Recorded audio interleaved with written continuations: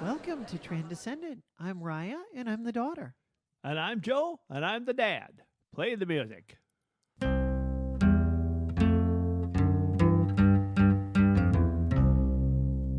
wind and the sun were talking one day, and they started to say, who's really got the power here? Who has the ability to control? And they said, well, let's have a contest. They looked down on Earth, and they saw a man walking along. He was wearing a jacket. They said, okay, the wind, thinking, I know where my power is, says, let's see who can get that guy to take his jacket off. I'll go first. The sun said, oh, okay, I'll watch. So the guy walked along, and the wind came up, and it blew, and it blew. And the more it blew, the tighter the guy hung onto his coat. And he blew, and he blew, and he blew. He even blew to the point where he actually blew the man off the path, but yet the guy hung on to his coat. It was so tight, and the tighter he held it, the more the wind was getting frustrated and couldn't get that jacket off of that man. Finally, he gave up. He said, okay, your turn. And the sun came out, and the guy kind of relaxed a little bit, and he kept walking along the path, and as the sun came along, it felt a little warmer, and pretty soon he opened his jacket up. The guy walked along, and he was apparently quite happy and walking along and relaxed, and suddenly the sun was warm enough that he took his jacket off. Who had the power? Who had the power to convince this man to take off his jacket? Would he be convinced by the power of the wind? Instead, as the wind was forcing and forcing and forcing, he just became more resistant.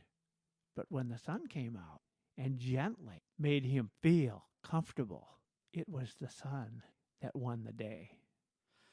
Dad, as you and I were preparing for this podcast, we both together saw a couple of things. We saw, first of all, a mailer piece that was designed to motivate people to be supportive of a group that has an agenda that's more of a conservative agenda.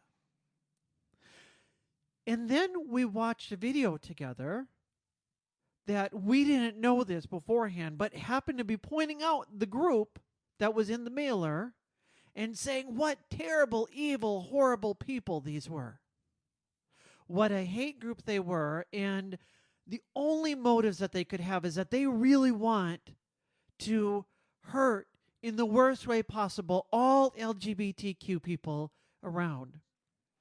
And the person who was making the presentation was doing it in an argumentative way.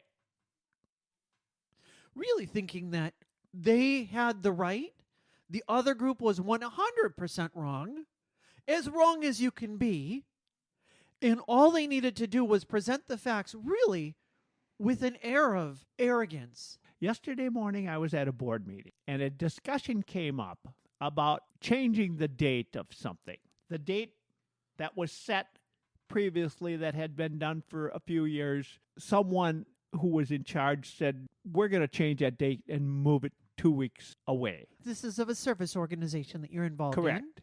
There was a big discussion about it, and it started off fairly comfortably.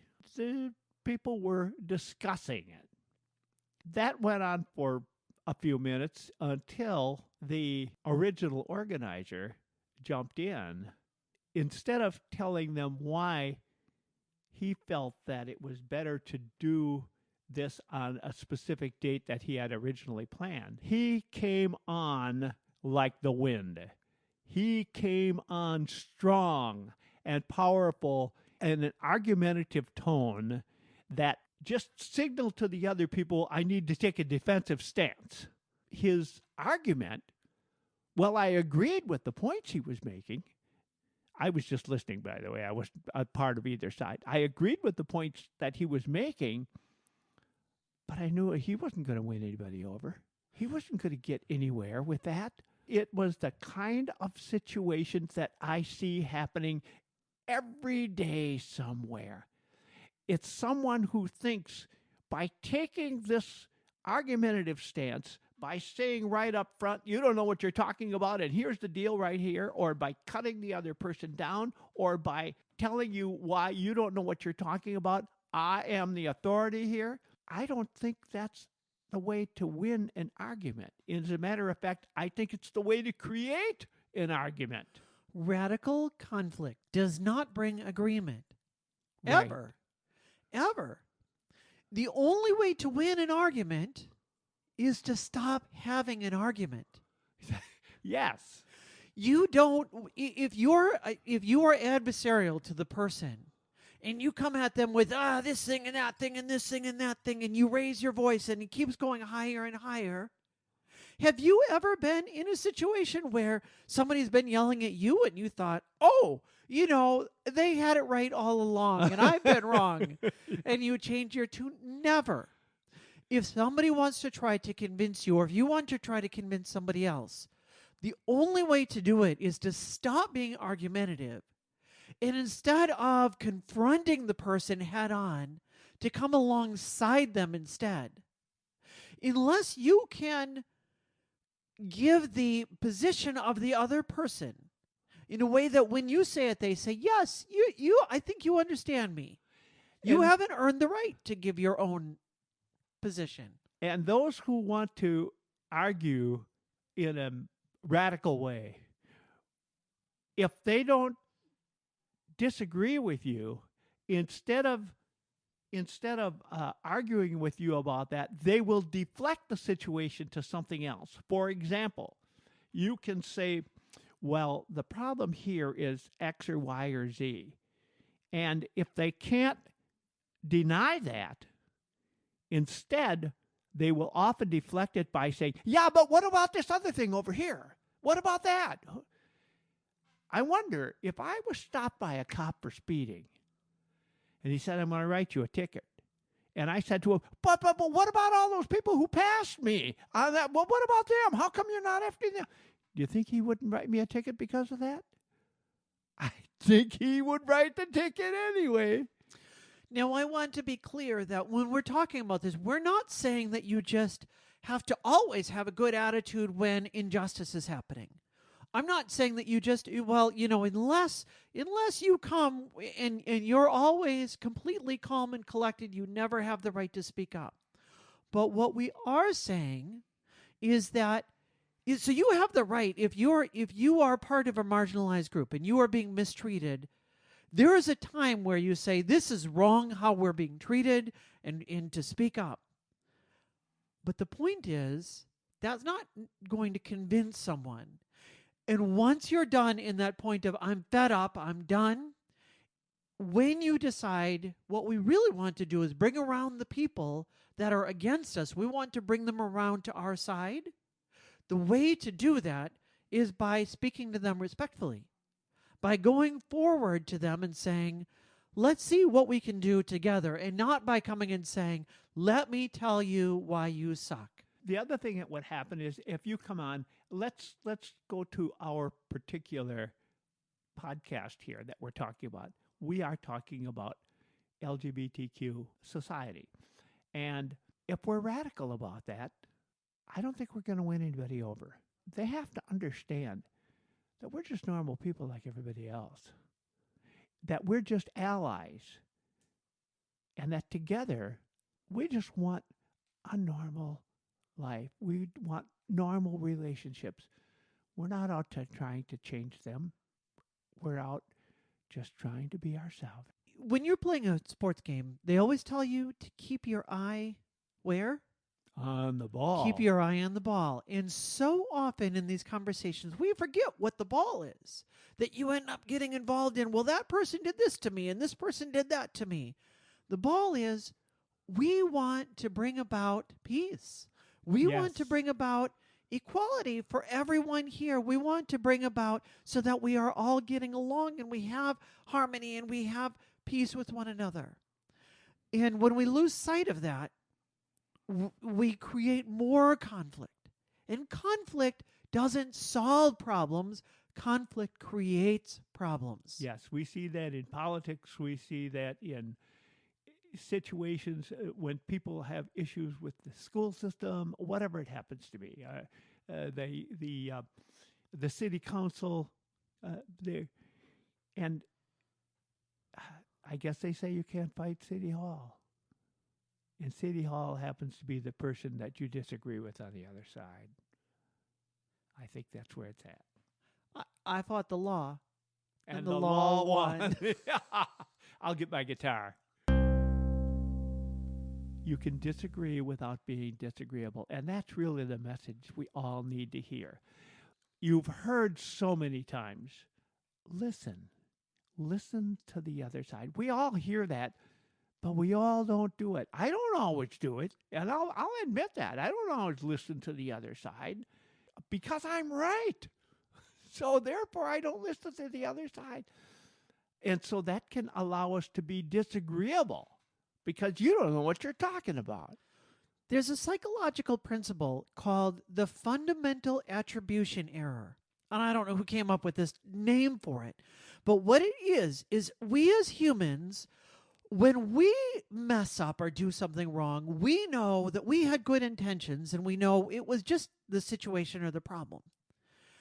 But when somebody else fails to do what they were supposed to do, that shows a flaw in their character.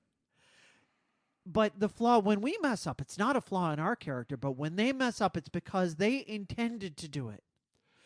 Even when you know this, you still, the people, the researchers themselves that have been trying to educate people on the fundamental attribution error themselves have realized I do this all the time, and learning about it doesn't make me any better.